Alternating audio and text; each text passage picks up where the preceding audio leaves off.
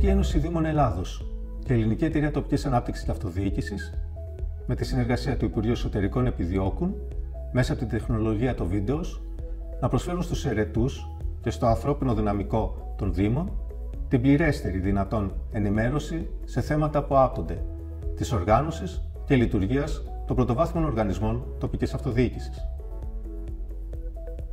Αυτό το βίντεο είναι αφιερωμένο στα όργανα που αποτελούν την αιρετή διοίκηση του Δήμου.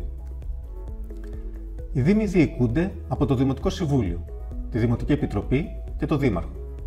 Στην αιρετή διοίκηση του Δήμου εντάσσονται και οι αντιδήμαρχοι, οι πρόεδροι δημοτικών κοινοτήτων, καθώς και τα συμβούλια δημοτικών κοινοτήτων. Στους αντιδημάρχους, ο Δήμαρχος μπορεί να μεταβιβάζει αρμοδιότητες.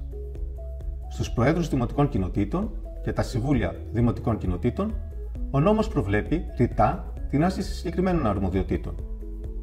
Επίσης, ο Δήμαρχος ή το Δημοτικό Συμβούλιο μπορούν να τους μεταβιβάζουν συγκεκριμένες αρμοδιότητες. Το Δημοτικό Συμβούλιο είναι το κυρίαρχο αιρετό συλλογικό όργανο διοίκησης του Δήμου και έχει το τεκμήριο αρμοδιότητας, δηλαδή την αποφασιστική αρμοδιότητα για όλα τα θέματα που δεν ανατίθονται εκ του νόμου στο Δήμαρχο ή τη Δημοτική Επιτροπή.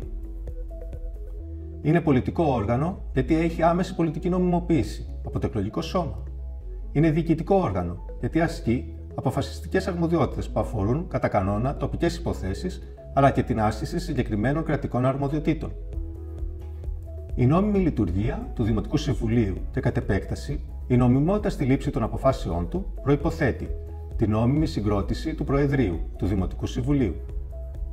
Για το λόγο αυτό, σε περίπτωση κένωσης θέσης του Προέδρου, του Αντιπροέδρου ή του Γραμματέα, το Δημοτικό Συμβούλιο πρέπει να συνεδριάσει άμεσα, εντός 3 ημερών το αργότερο από την υποβολή της παραίτησης για την εκλογή νέου μέλους του Προεδρείου. Βασικό καθήκον του Προέδρου του Δημοτικού Συμβουλίου είναι η σύνταξη και η αποστολή πρόσκλησης προς το Δημοτικό Συμβούλιο για τη συνεδρίαση και τη λήψη αποφάσεων αρμοδιότητάς του. Η πρόσκληση γνωστοποιείται στα μέλη του Δημοτικού Συμβουλίου 3 τουλάχιστον πλήρεις ημερολογιακές ημέρες πριν από την ημέρα της συνεδρίασης. Εάν υπάρξει ανάγκη κατεπίγουσας συνεδρίασης, η πρόσκληση μπορεί να γνωστοποιηθεί στα μέλη για την ίδια μέρα της συνεδρίασης. Η πρόσκληση περιλαμβάνει τον καθορισμό της ημέρας, του τόπου, του τρόπου σύγκλησης του Δημοτικού Συμβουλίου και την κατάρτιση της ημερήσιας διάταξης, των θεμάτων δηλαδή που θα συζητηθούν στο Δημοτικό Συμβούλιο. Κατ' εξαίρεση, ακόμα και αν έχει σταλεί η πρόσκληση, μπορεί στη συνεδρίαση του Δημοτικού Συμβουλίου να συζητηθούν και θέματα εκτός από αυτά που έχουν αναγραφεί στην ημερήσια διάταξη της πρόσκλησης.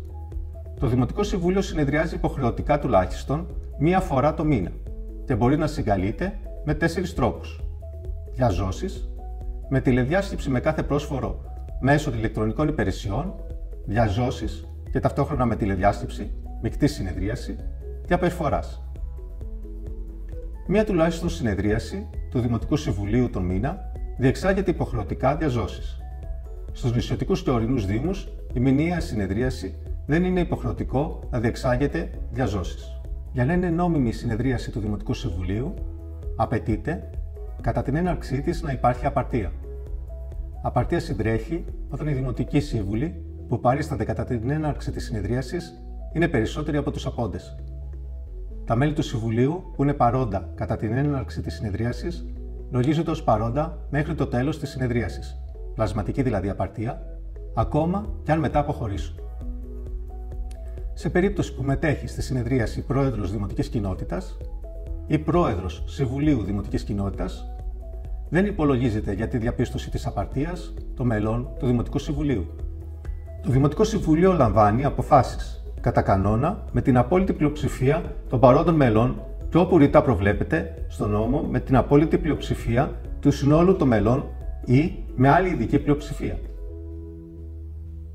Απόλυτη πλειοψηφία των παρόντων επιτυχάνεται όταν τα περισσότερα από τα παρευρισκόμενα μέλη ψηφίζουν υπέρ μίας πρότασης ή κατά μίας πρότασης.